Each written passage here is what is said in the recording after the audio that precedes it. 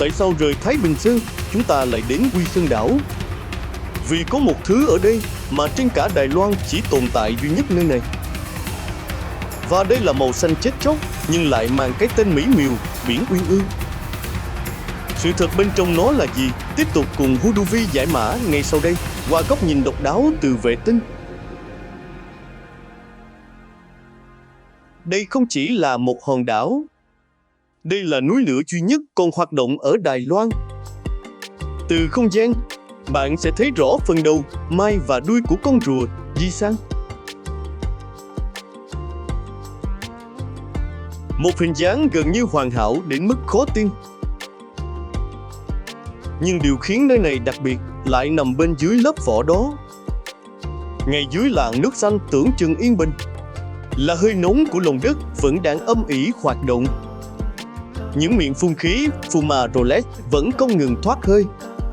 Dưới đáy biển là các dòng suối nước nóng chứa lưu huỳnh.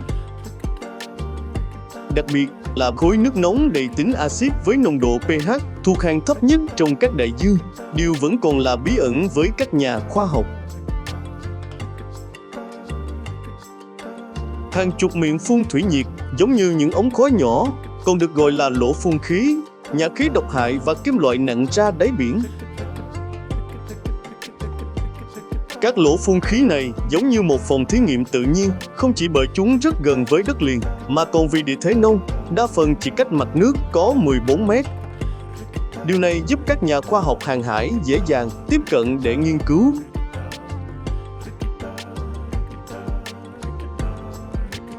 Dòng nước chảy ra từ các miệng phun thủy nhiệt nóng khoảng 100 độ C, nhưng lạnh đi nhanh chóng khi hòa lẫn vào nước biển.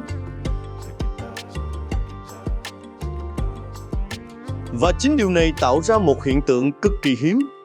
Biển Uyên Ương, nơi nước biển bỗng chuyển màu, từ xanh đậm sang xanh nhạt, như hai thế giới đang hòa vào nhau.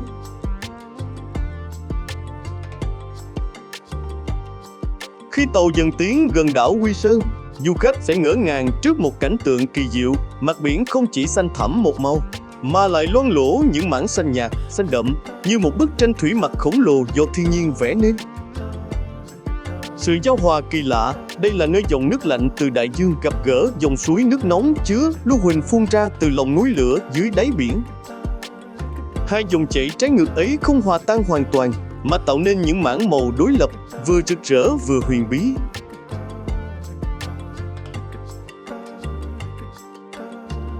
Không chỉ là sắc màu, bạn còn cảm nhận được mùi lưu huỳnh thoang thoảng trong gió, như lời nhắc nhở rằng ngọn núi lửa này vẫn còn sống. Tiếng sóng vỗ xen lẫn hơi nước nóng bốc lên, khiến khung cảnh trở nên sống động như một bản hòa ca của đất trời. Người dân địa phương gọi đây là biển Uyên Ương, gợi hình ảnh đôi chim uyên ương quấn quýt, tượng trưng cho sự hòa hợp giữa hai thế giới, lạnh và nóng, biển cả và núi lửa, dữ dội và dịu dàng. Đứng trước hiện tượng này, du khách thường có cảm giác vừa choáng ngợp vừa xúc động. Đó không chỉ là một cảnh quan thiên nhiên, mà còn là minh chứng sống động cho sức mạnh tiềm ẩn của trái đất, nơi cái đẹp được sinh ra từ sự đối nghịch.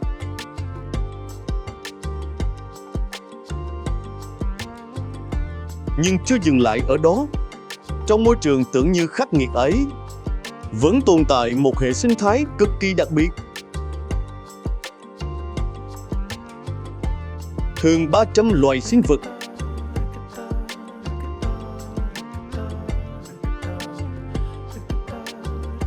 Và đặc biệt là một loài cua sống nhờ lưu huỳnh. Cua Xenograptus tetudinatus, một kiểu sinh tồn gần như ngoài quy luật thông thường. Khác với hầu hết các loài cua ăn tảo hay xác sinh vật, loài cua này lại tìm nguồn sống từ những chất hóa học giàu lưu huỳnh quanh miệng phun khí núi lửa dưới biển. Đây là minh chứng sống động cho khả năng thích nghi phi thường của tự nhiên. Về màu sắc và hình dáng, chúng có lớp vỏ cứng màu nâu xám, nhỏ bé nhưng mạnh mẽ, thường tụ tập thành từng nhóm quanh những dòng khí nóng, tạo nên một cảnh tượng vừa bí ẩn vừa hấp dẫn. Sự tồn tại của chúng giúp các nhà nghiên cứu hiểu rõ hơn về hệ sinh thái cực đoan, nơi sự sống vẫn nảy nở trong điều kiện khắc nghiệt. Giống như những môi trường sâu thẳm dưới đáy đại dương hay thậm chí trên các hành tinh khác. Khi nghe kể về loài cua này, du khách thường cảm thấy vừa ngạc nhiên vừa thán phục.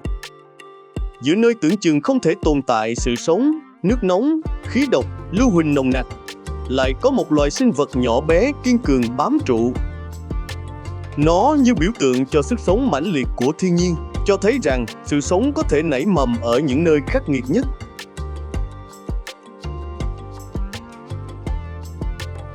Do thiên nhiên rộng rãi, vùng biển quanh đảo Yisan không chỉ có núi lửa.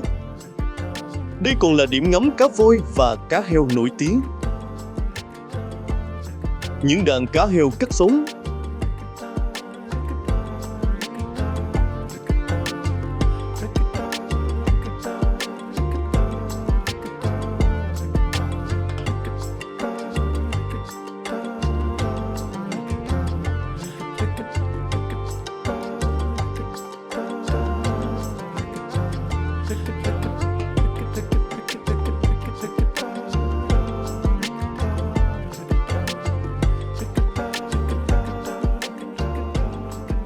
Cá voi trồi lên giữa đại dương. Tất cả tạo nên một khung cảnh ma. Nếu chỉ nhìn qua hình ảnh tĩnh, bạn sẽ không bao giờ cảm nhận hết.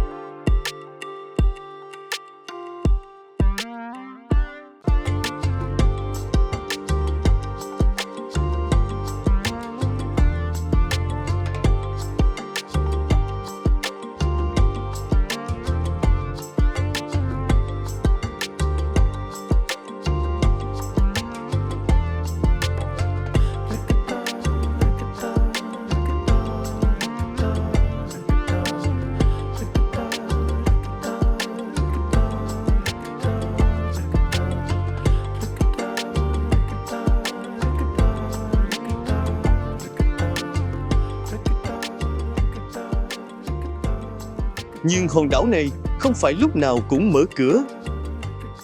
Từng có gần 700 người sinh sống tại đây, rồi họ rời đi vì điều kiện quá khắc nghiệt. Sau đó, hòn đảo trở thành khu vực quân sự, đóng kín suốt hơn 20 năm.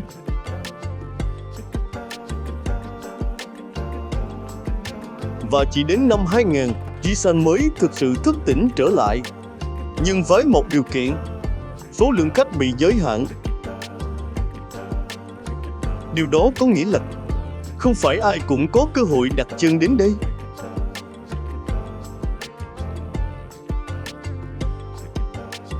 Nhưng với góc nhìn từ vệ tinh, bạn đang có một lợi thế mà rất ít người có được. Nhìn toàn bộ hòn đảo này từ trên cao đến tận đáy biển trong một hành trình duy nhất. Nên nếu đã đi tới đây rồi, đừng rời video vội. Vì những gì bạn vừa thấy mới chỉ là lớp vỏ của Yisan Island.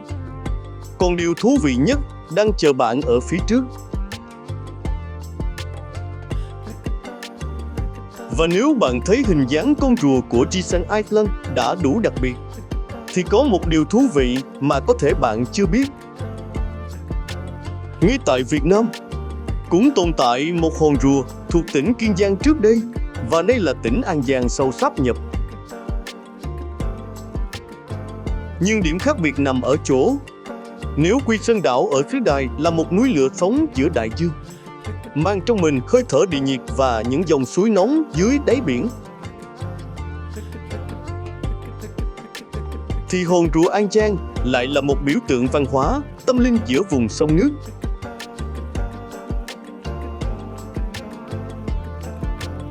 Một bên là sự kiến tạo của tự nhiên qua hàng triệu năm. Một bên là dấu ấn gắn liền với đời sống và niềm tin của con người. Một bên mang vẻ đẹp dữ dội, bí ẩn. Một bên lại trầm lặng, gần gũi và rất Việt Nam. Chính sự tương phản đó lại khiến cho hành trình khám phá từ vệ tinh trở nên thú vị hơn bao giờ hết. Và nếu bạn thấy hành trình từ vệ tinh đến Jesan Island là chưa đủ, nếu bạn muốn tiếp tục khám phá những vùng đất đặc biệt, nhưng lần này là ngay tại Việt Nam, từ những hòn đảo hoang sơ đến những vùng đất mang dấu ấn văn hóa, lịch sử sâu sắc, bạn có thể tìm thấy tất cả trên kênh Huduvi Phương Nam TV, một phần trong hệ thống Huduvi Media. Ở đó, mỗi tập không chỉ là một chuyến đi, mà là một góc nhìn khác từ không gian, nhìn về chính quê hương mình. Và biết đâu, trầu Jesan Island hôm nay, điểm đến tiếp theo khiến bạn bất ngờ, lại chính là một nơi rất quen thuộc ở Việt Nam.